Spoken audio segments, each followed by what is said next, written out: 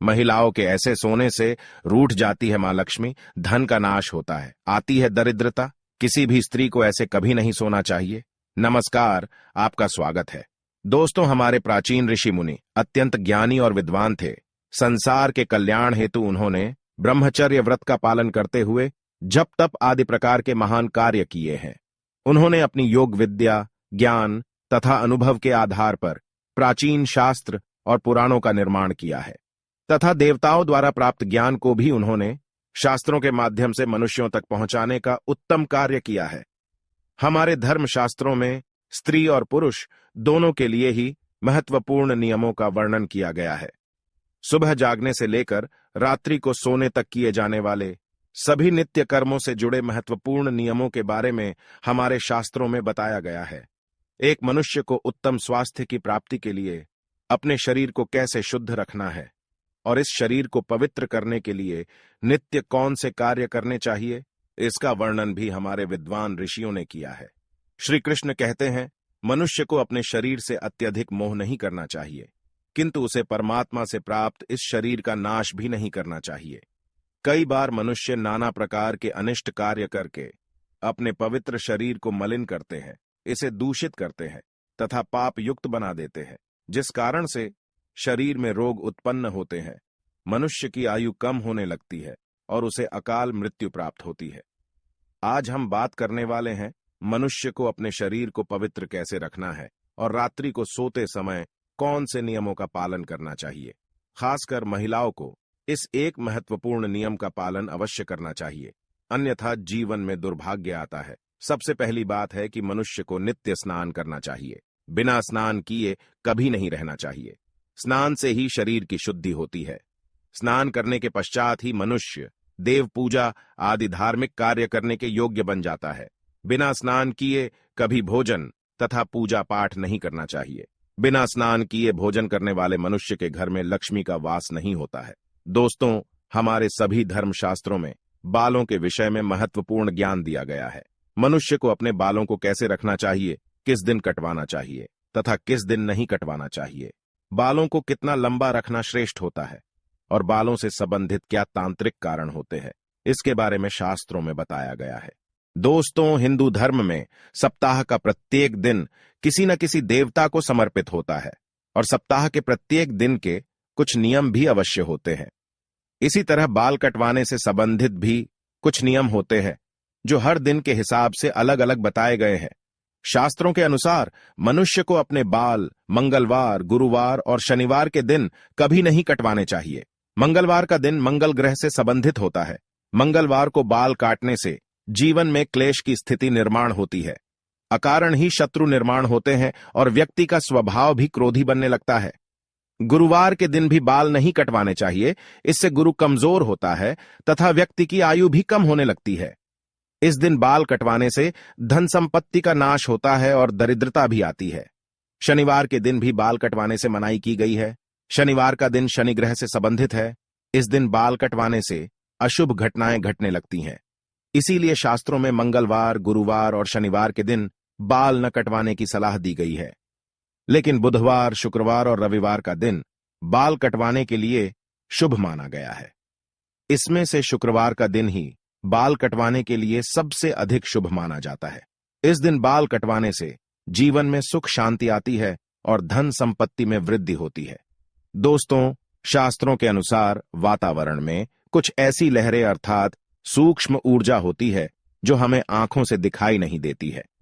ये सूक्ष्म ऊर्जा हमारे सभी क्रियाकलापों पर प्रभाव डालती है, लेकिन कुछ विशेष तिथियों पर ये लहरें बहुत अधिक सक्रिय अथवा तेज हो जाती है। इसीलिए इन तिथियों पर बाल नहीं कटवाने चाहिए।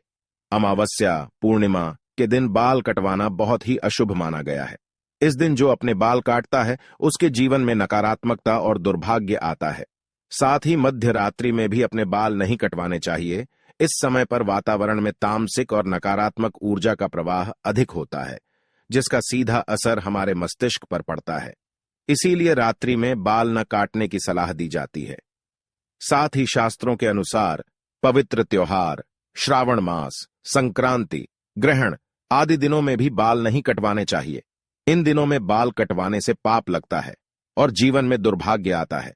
जन्म दिवस पर बाल कटवाना भी अशुभ माना गया है। आइए अब जानते हैं महिलाओं के लिए बालों से संबंधित कौन से महत्वपूर्ण नियम बताए गए हैं। शास्त्रों के अनुसार काले, घने और लंबे बाल स्त्री का आभूषण होते हैं। बालों से ही स्त्रियों में पवित्रता और सकारात्मकता आती है। प्राचीन काल से ही स्त्रियों के लंबे बालों को उनके सौंदर्य का प्रतीक माना जाता है।